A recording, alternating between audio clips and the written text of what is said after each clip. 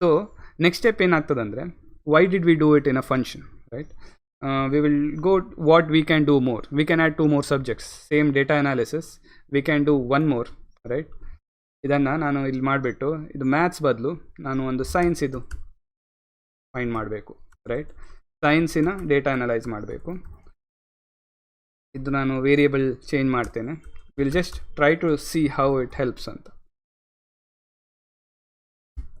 So science ಅಂತ ಹಾಕಿಬಿಟ್ಟು, so these are all local variables on the science.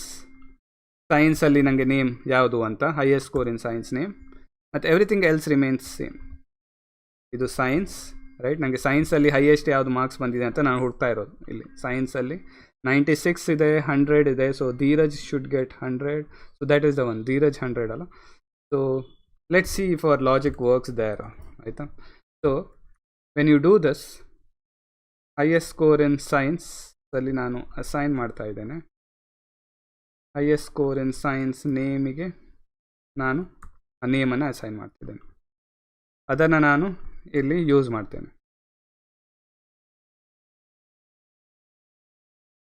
Okay, following, right?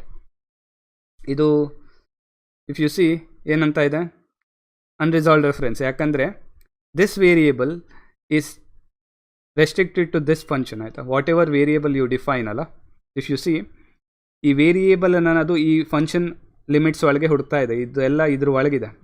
ಇದ್ರ ಒಳಗೆ ಯಾವುದೆಲ್ಲ ಇದೆ, ಈ ವೇರಿಯೇಬಲ್ ಡಿಫೈನ್ ಆಗಿಲ್ಲ. ಆ್ಯಕ್ಚುಲಿ ಇದು ಇಲ್ಲಿ ಡಿಫೈನ್ ಆಗಿರೋದು. So it's not available. Actually ನಾವು ಯೂಸ್ ಮಾಡಬೇಕಿರೋದು highest score in science. Okay, and ಇದನ್ನು ನಾನು ಕಾಲ್ ಮಾಡಬೇಕು. This is just a definition. ಇದನ್ನು ನಾನು we will calculate this also. ನಾನು ಸ್ಟೂಡೆಂಟ್ ಲಿಸ್ಟನ್ನು ಕಳಿಸ್ತೇನೆ. So you are calling this. ಇಲ್ಲಿಗೆ ಬಂದು ನಿಮ್ಮ ಆ ಲಾಜಿಕ್ ರನ್ ಆಗ್ತದೆ. ಇದು ಯಾವುದು, ನಿಮ್ಮ ಸೈನ್ಸ್, ಆಯಿತಾ? ಸೈನ್ಸಲ್ಲಿ ಯಾರಿಗೆ ಹೈಯೆಸ್ಟ್ ಬಂದಿದೆ ಅಂತ ಐ ಕ್ವಿಕ್ಲಿ ಡಿಡ್ ಇಟ್, ಗೊತ್ತಾಯ್ತಲ್ಲ?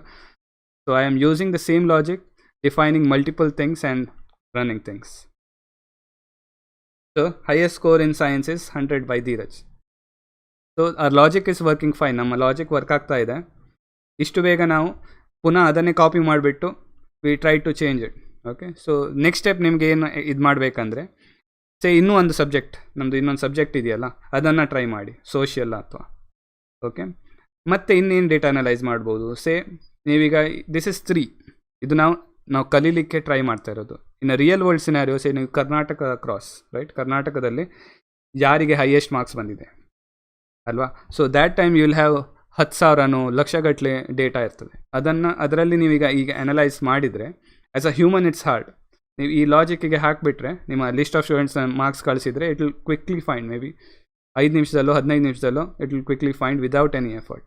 ಸೊ ನಿಮ್ಮ ಈ logic will work for 3 data, 10,000 data or 10 lakhs data, right? This works fine. ನೀವು ಆ ಡೇಟಾವನ್ನು ಆ ಥರದಲ್ಲಿ ಕಳಿಸಿದ್ರೆ ಆಯಿತು. So that is the biggest important thing as a Python programmer or any programmer. It makes things easier.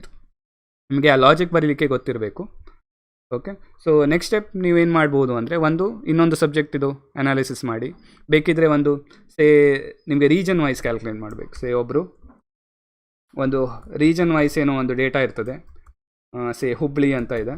ಹುಬ್ಳಿಯಲ್ಲಿ ಯಾರ್ಯಾರಿಗೆ highest ಬಂದಿದೆ ಅಂತಲೂ ಒಂದು ಕ್ಯಾಲ್ಕುಲೇಟ್ ಮಾಡ್ಬೋದು. Just assumption scenario. You can make it more complicated. ಗೊತ್ತಾಯ್ತಲ್ಲ? ಒಬ್ಬರು ಹುಬ್ಳಿಯವರಿದ್ದಾರೆ, ಒಬ್ಬರು ದಕ್ಷಿಣ ಕನ್ನಡದವರಿದ್ದಾರೆ.